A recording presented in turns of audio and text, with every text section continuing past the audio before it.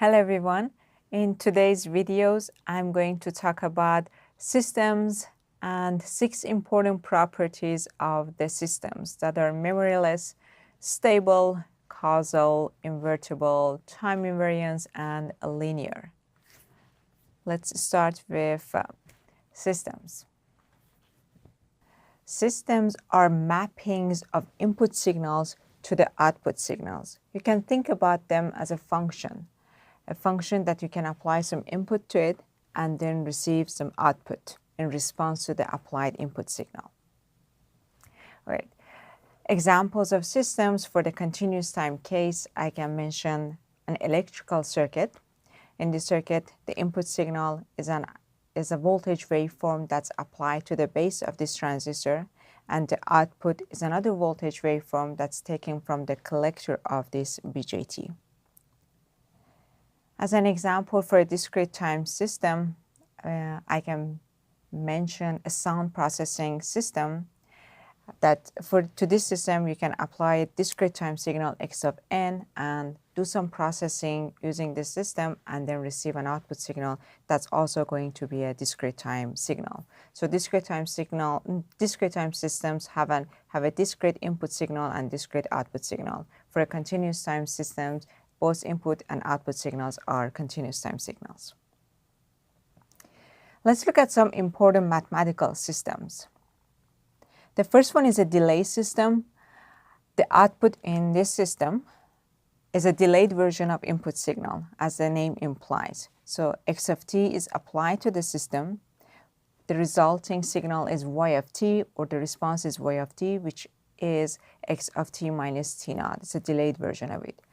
Similarly, for the discrete time system, discrete time delay system, you apply x of n, and the output y of n is a delayed version of input signal. Right? Scaling system generates an output signal. That's the scaled version of this input signal, the applied input signal.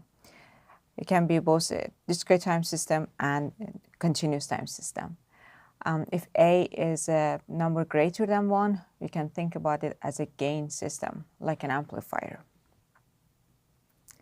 Differentiator system takes x of t and generates y of t, which is equal to dx over dt in a continuous time case.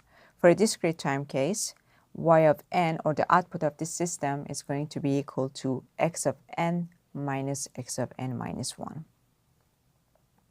It's a difference system. Okay, so integrator system integrates the input signal, as the name implies, or y of t is going to be integral of x of tau d tau from tau running from negative infinity to t. For the discrete time case, y of n is going to be calculated as sum of x of k values for k from negative infinity to n. Let's look at an example. What is the output of d of in discrete time integrator system to the input signal delta of n?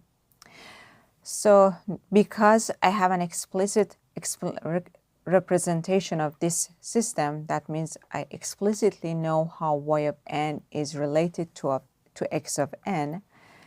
I have this relationship between x of n and y of n. This is sigma k equals to negative infinity to n of x of k. Then I only need to plug in x of n, the input signal that I'm given, into this expression and calculate y of n.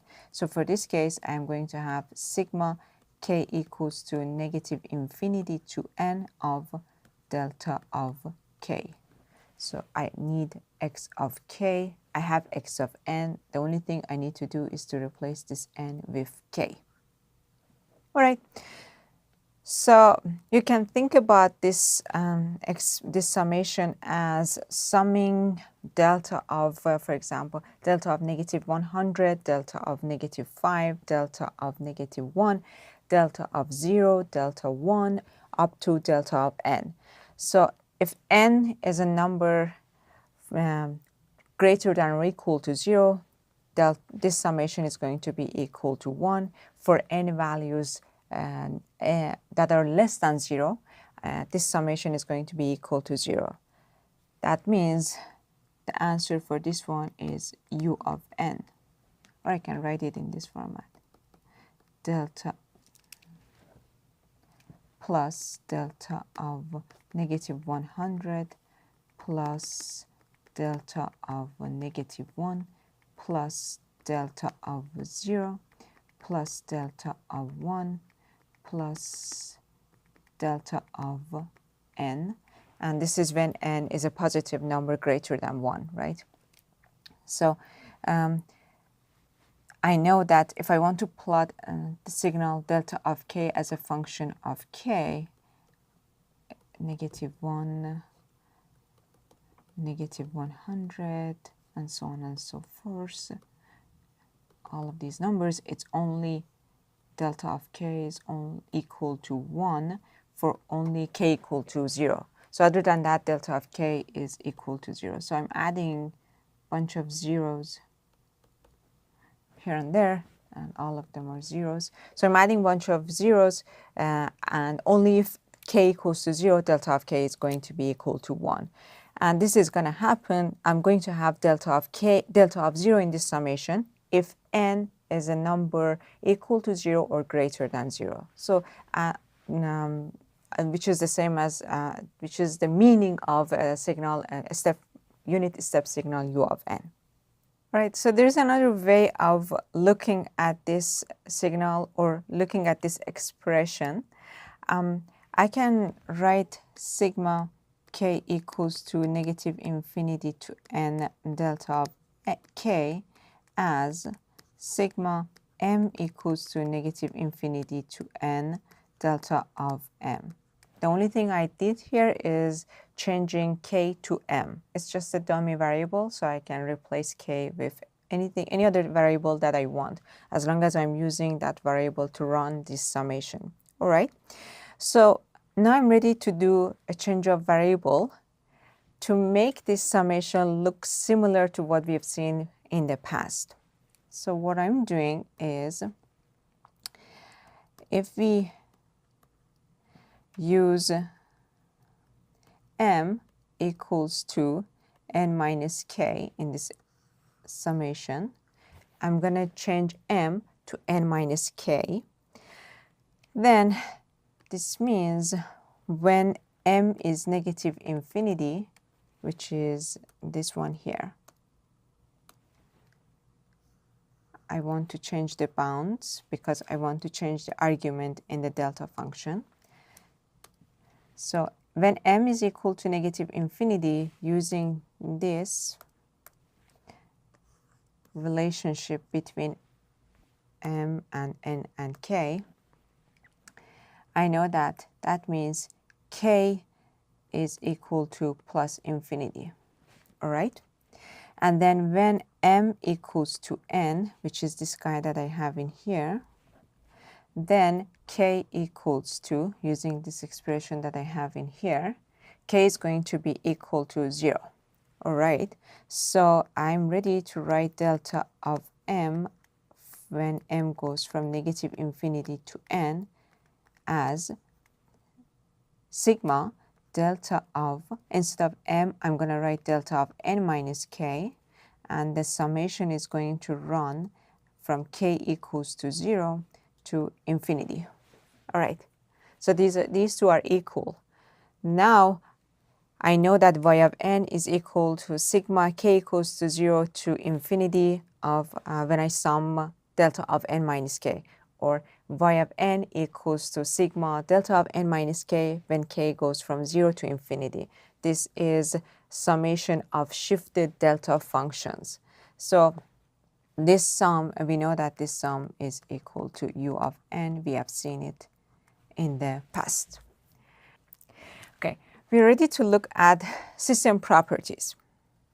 The first property in systems is a memoryless property.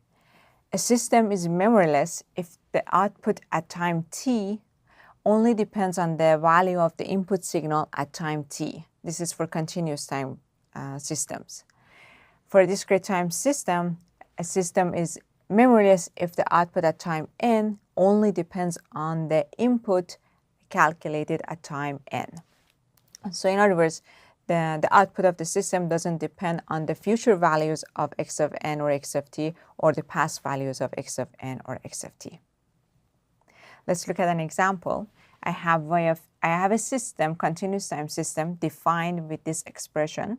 Y of t is 2 times x of t minus x squared of t. I want to know if this system is memoryless or not.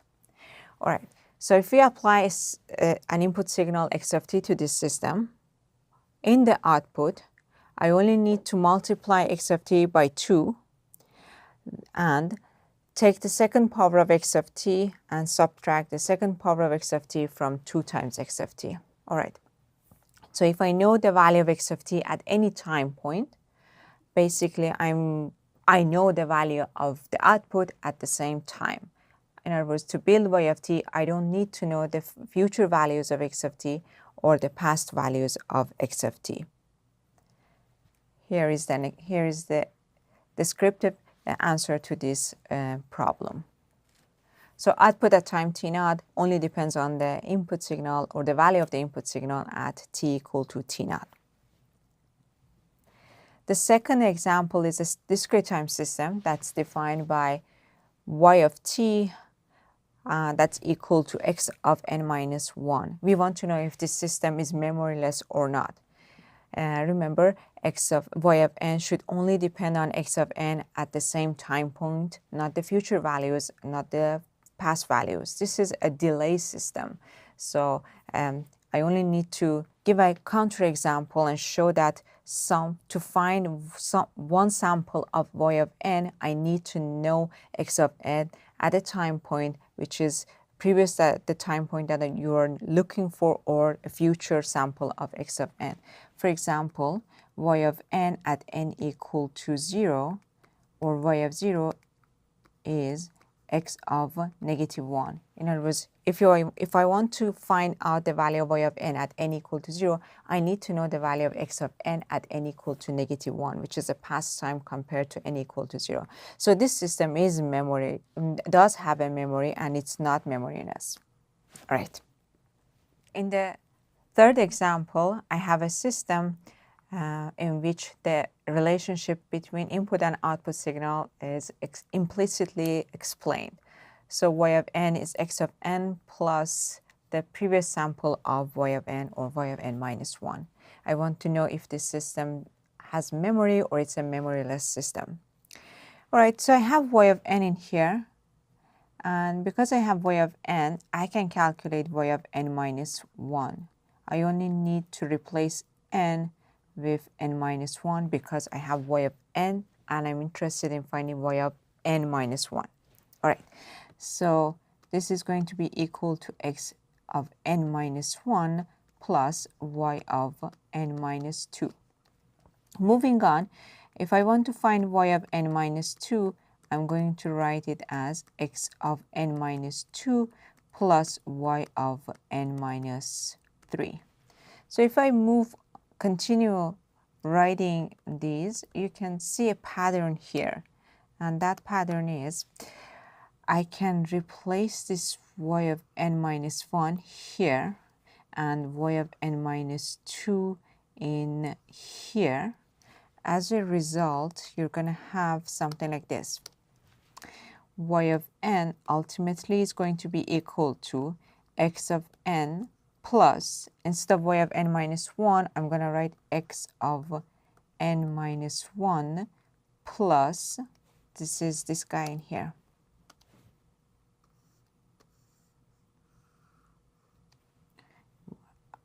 So it's y of n minus 1 that I started writing. Then plus, instead of y of n minus 2, I'm going to write the third line, x of n minus 2 plus, and this continues forever. So I can write this expression of y of n as summation of x of n minus k for k equals to 0 to plus infinity. right? It's the same equation that I wrote in the top line. So these are the same thing. Okay, so now that I know that y of n is sum of x of n minus k, that means x of n and all past samples of x of n. So this system clearly does have memory, because y of n, to build y of n, I need to know the value of x of n and all the previous samples of x of n at any time point n. So the system is not memoryless. All right, moving on to the stability properties in the systems, we first need to define bounded signals, because the instability in EC 101, we are going to look at systems that are stable when you apply bounded input signals, or bounded input, bounded output stable systems. So let's look at the definition of bounded signals. By definition, a signal x of t is bounded if there exists a constant b, which is less than infinity, such that magnitude of x of t is less than b for any time point. That means at any time point, the signal is confined. The magnitude of signal doesn't go to infinity. It's within a range. It's less than a constant number b, which is not infinity. I'm plotting the x of t, or the values of x of t. You can think about it as a real signal, which doesn't have an imaginary part. This is x of t. This is at any time point, you have different amplitude for x of t, and the amplitude of x of t is always, so I'm not going to label it as 0. I'm not going to show that 0 time point, because I want to emphasize that this is valid for any time point. It's always between some finite numbers, finite real number. Okay, so my x of t, which is this waveform, is the amplitude of x of t, if x of t is a real signal, is between b and negative b for any time point. All right, so let's take a look at two examples. One is for continuous time signal, and one is for discrete time signal. The first one is x of t equals to t times u of t. It's a real time, it's a real valued signal, and I want to know if the magnitude of x of t is limited or bounded or not. Magnitude of x of t, or absolute value of x of t, just one note, if you have a real valued signal, the magnitude of the signal and the absolute value of the signal are basically the same thing. So magnitude of x of t here, or the absolute value of x of t, is equal to absolute value of t u of t. And I know that signal u of t is 0 for negative values of t, and it's equal to 1 for positive values of t. So this is equal to 0 for t less than or equal to 0. For t values, positive t values, this is equal to absolute value of t multiplied by 1, or equivalently, it's equal to 0 for t less than 0, and for positive values of t, it's equal to t.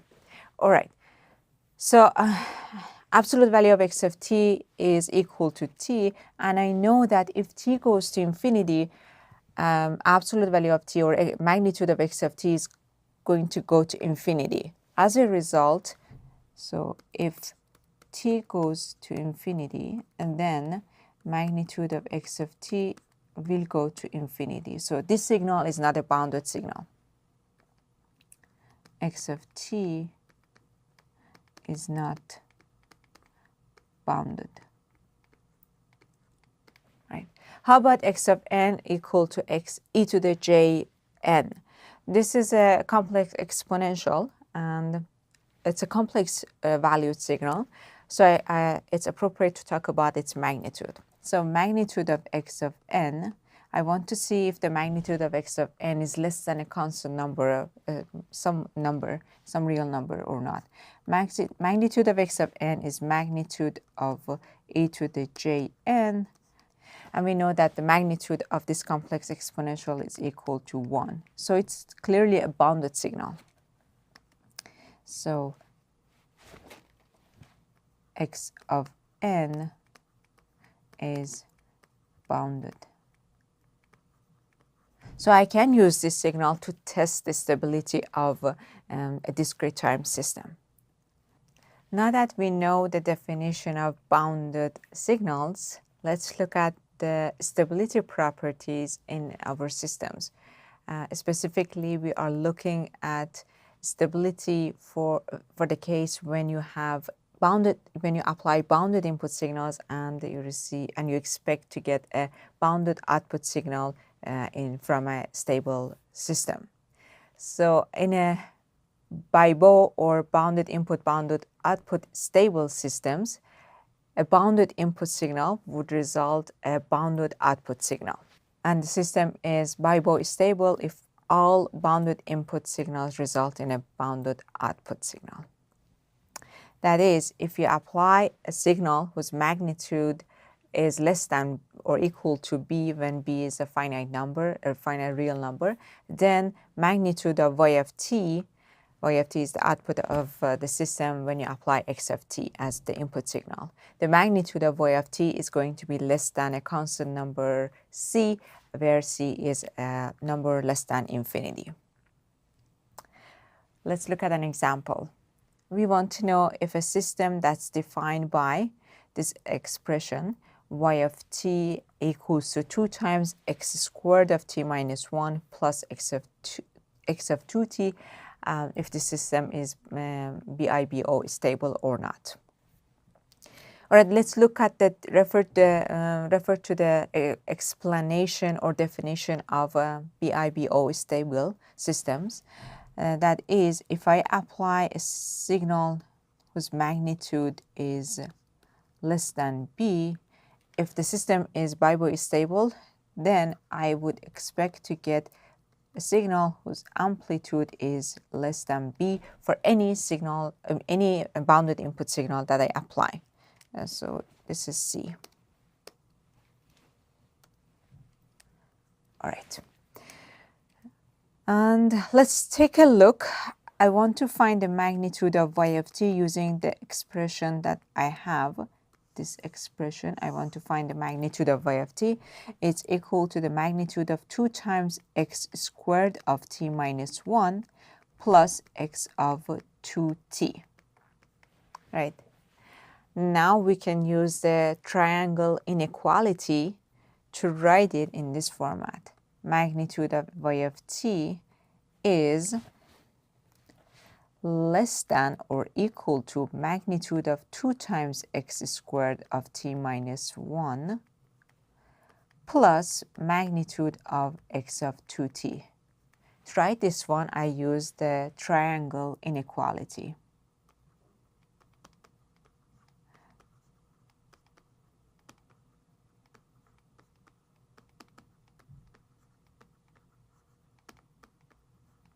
Okay, so if the magnitude of x of t is less than b, the magnitude of the shrinked version of it is also going to be less than b, because magnitude, it just shows, sort of represents the amplitude of x of t. Think about it as a real valued signal. Absolute value of x of t basically shows the absolute value of the amplitude of x of t. So if I shrink the signal in time domain or expand it, it doesn't affect the amplitude of x of t. So if x of t is bounded by b is less than b, the magnitude of x of 2t is also going to be less than b. Now, if the magnitude of x of t is less than b, and then I take x of t to the power of 2, in other words, takes the second power of the values of the samples of x of t, or whatever I have in x of t, take it to the power of 2, all of the values, take it to the power of 2, then it's going to also be less than a second power of b as well. So magnitude of y of t is going to be less than or equal to 2 times b squared plus b. Which is, I can call it C, I can name it C, again another finite number, and I have this is going to give me magnitude of y of t less than or equal to C. Okay, so it's finite. I applied finite input signal, and if I apply a finite input signal, a bounded input signal, I'm going to receive a bounded output signal. So this system is bistable. The system is bistable. So the system is bistable.